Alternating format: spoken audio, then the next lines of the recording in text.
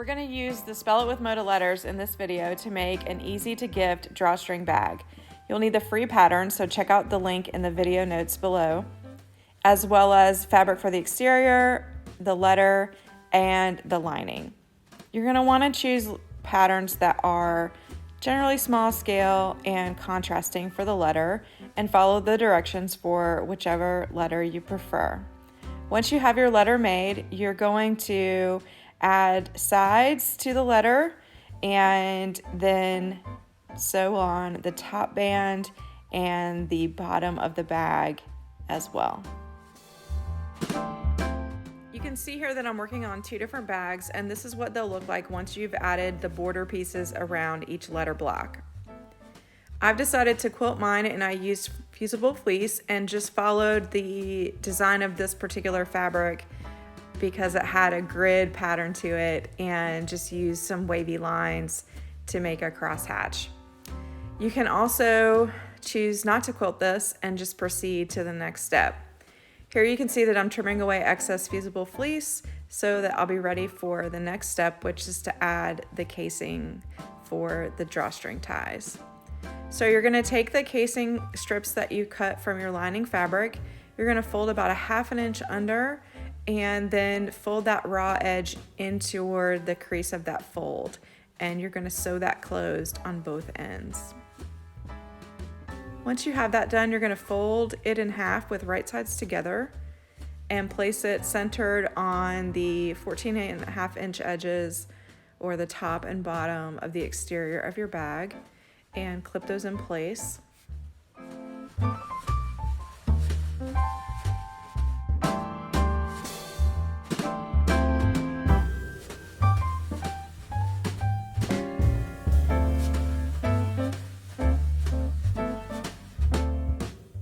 I've basted the casing down, and now I'm going to add the lining. So I'll place the lining right sides together on top of the exterior of the bag, and I'm going to sew along the top and bottom edges of the bag.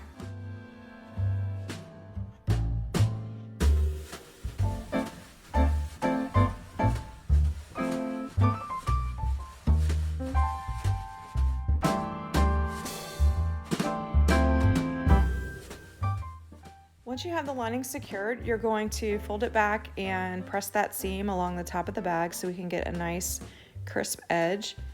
And then if you want to add any fun labels like these cute little Made in 2023 labels from Sarah Hart's that we have available in our shop, you should go ahead and take care of placing that now.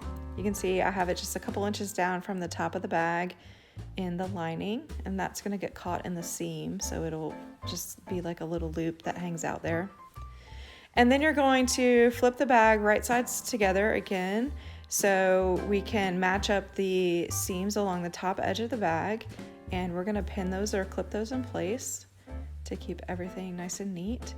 And then you're going to clip or pin the exterior sides together and the lining sides together.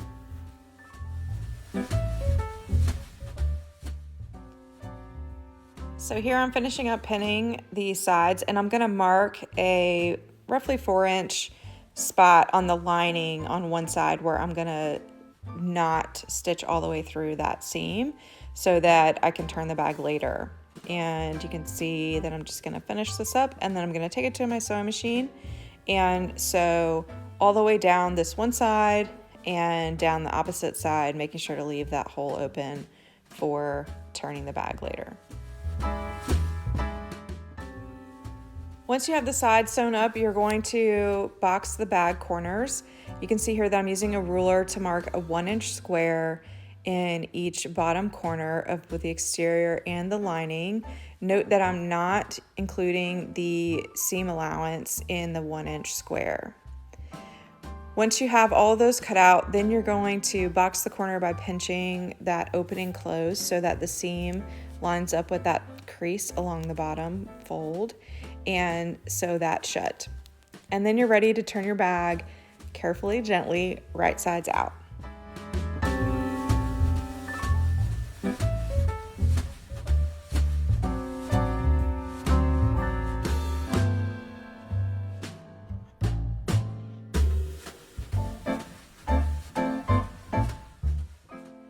Once you have your bag turned right side out, you're just gonna gently push out those corners with your fingers on both the exterior and the lining, and then you'll get ready to close up the lining hole that you left. So you'll just kind of tuck those edges in and then slip stitch it or top stitch by machine.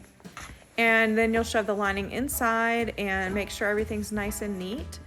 And then I like to go ahead and top stitch around the top edge of the bag and make sure that that seam just kind of stays nice and neat by keeping everything in place. The final step is to add the drawstring ties.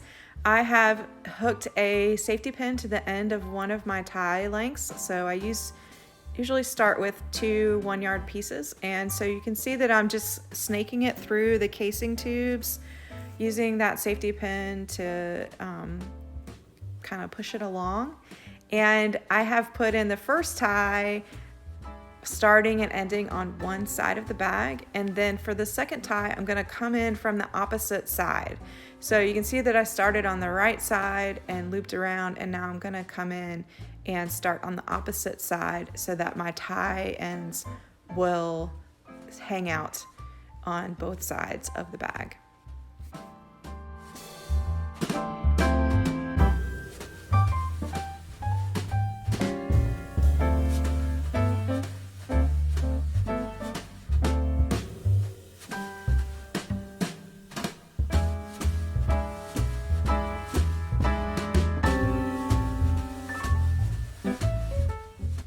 The final step is to tie off the strings and trim as needed, and then you're ready to gift it with Moda.